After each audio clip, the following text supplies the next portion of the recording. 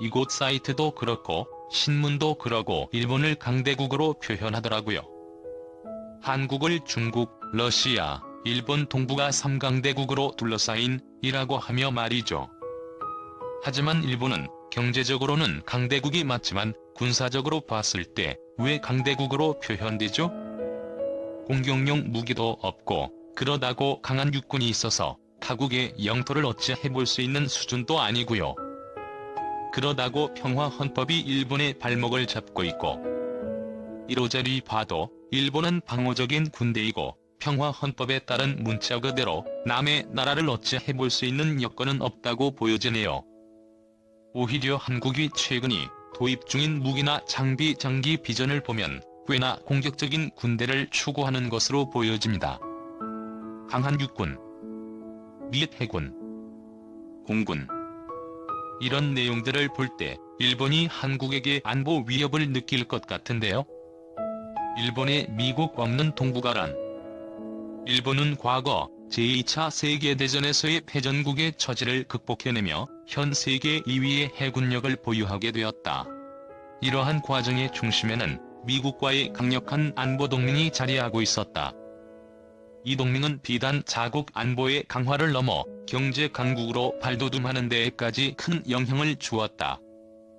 그리고 이를 이해하는 것이 우리에게 얼마나 중요한지에 대해 칼럼 전편 핵폭탄도 무색한 미일 동맹에서 간략하게나마 짚어보았다.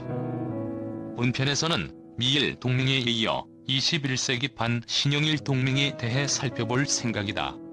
더 나아가 일본의 동북아 안보대국 전략을 알아봄으로써 이들이 바라보는 한반도 통일에 대해 개인적 견해를 논해보고자 한다. 대표적인 해양강국인 영국과 일본 간의 동맹, 즉 영일 동맹에 대해 우리는 그다지 잘 알고 있지 못하며 심지어 관심조차 없는 사람도 적지 않을 것이다. 이는 1900년도 초부터 30여 년간 지속되었던 동맹인데 우리가 일본의 나라를 빼앗겼던 사건과도 결코 무관치 않다. 영국이 러시아를 견제하기 위해 당시 신흥강대국이었던 일본을 동맹으로 선택했고 일본은 러일 전쟁에서 승리를 거둠으로써 아시아의 패권국으로 발돋움하게 될 수 있었다. 그 과정에서 우리가 일본의 식민지로 전락할 수밖에 없었던 피맺힌 지옥의 역사를 겪게 된 것이다. 그런데 양국 간의 동맹이 21세기 버전으로 새롭게 강화되고 있다. 2012년 영국 캐머런 총리와 일본 노다 총리의 공동 성명을 보면 양국은 안전보장 및 방위 분야의 깊은 협력 및 관여를 확대하기로 했다. 연이어 2014년 영일 정상회담에서는 매년 양국의 국방부 장관과 외교부 장관, 소위 2+2 회담 개최에 합의했다. 이는 전략적 파트너십을 넘어 사실상 준동맹이라 보아도 큰 무리가 아닐 것이다. 이뿐인가? 2017년에는 영국 리 총리가 일본 해상자위대 이즈모함에 방문했는데 러일 전쟁 당시 일본이 영국으로부터 대량으로 구입했던 군 한 명과 같다. 그렇기에 이러한 정치 이벤트는 국제 정치상 적지 않은 의미를 내포하고 있는 것이다. 물론 신영일 동맹의 목적과 동기에는 영국의 유럽연합 탈퇴가 상당 부분 영향을 끼쳤지만 본 칼럼이 산으로 갈 수 있으니 여기서는 자세히 다루진 않도록 하겠다.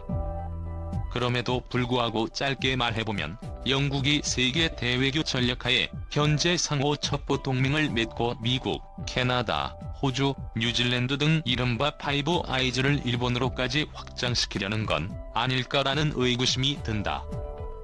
특히 전쟁을 결정할 수 있는 세계 유일한 협의체인 유엔 안전보장이사회의 상임이사국에 일본의 진입을 강력히 지지하고 있는 걸 보면 더욱 그렇다. 일본 입장에서는 신영일 동맹 구축을 통해 중국의 팽창을 저지하고자 하는 것일 테고 미일 동맹을 한층 더 강화시킬 수 있는 우회 전략이 될 수 있다. 영일 간동맹이란 전통적 정보 강국인 영국으로부터의 전략적 정보를 제공받을 수 있기에 일본엔 든든한 우군을 확보하는 셈이다. 정보력 하면 우리는 미국 중앙정보국이나 러시아 KGB를 떠올리기 마련이지만 사실 영국은 전통적으로 정보 강국이다. 영화 007 시리즈가 영국의 첩보 영화이지 않은가? 신용일 동맹의 국제정치에 던지는 한위는 어찌 보면 미국의 1급 체제 하의 좌청룡 500호는 각각 영국과 일본을 암시하고 있는 것일지도 모르겠다.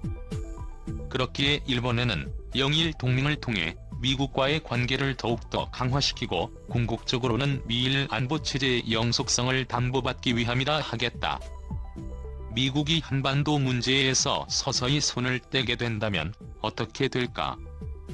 예컨대 중국이 미국과의 패권전쟁에서 완패하게 된다면 아시아에 주둔하고 있는 미군 일부가 본국으로 철수하게 되는 가능성이 아예 없진 않다. 우리 역시 미국이 주도하는 세계 해양 질서하에 한미동맹을 기반으로 오늘날 세계 10위권 내의 무역국가로 도약했다고 봐도 큰 무리가 아닐 텐데 말이다. 일본은 이러한 미래 변수에 대비하고 있는 건 아닐까? 그런 날이 정말로 온다면 우리는 바로 옆에 있는 대륙강국 중국과 해양강국 일본을 상대해야만 하는 상황이 되지 않을까? 상당한 우익 논란을 빚었던 애니메이션 진격의 거인에 대해 들어본 적이 있는가? 여기에는 거인이 인간을 잡아먹는 약육강식의 세계관을 담고 있는데 작금의 동부가 정세를 대입시켜보면 일본이 마치 중국과 같은 강대국의 위협을 받고 있는 상황을 유추해볼 수 있다.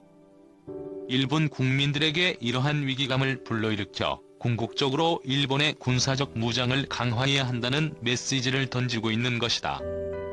일본이 두려운 건 우리나 북한이 아니라 바로 중국인 것이다. 적어도 지금까지는 그렇다.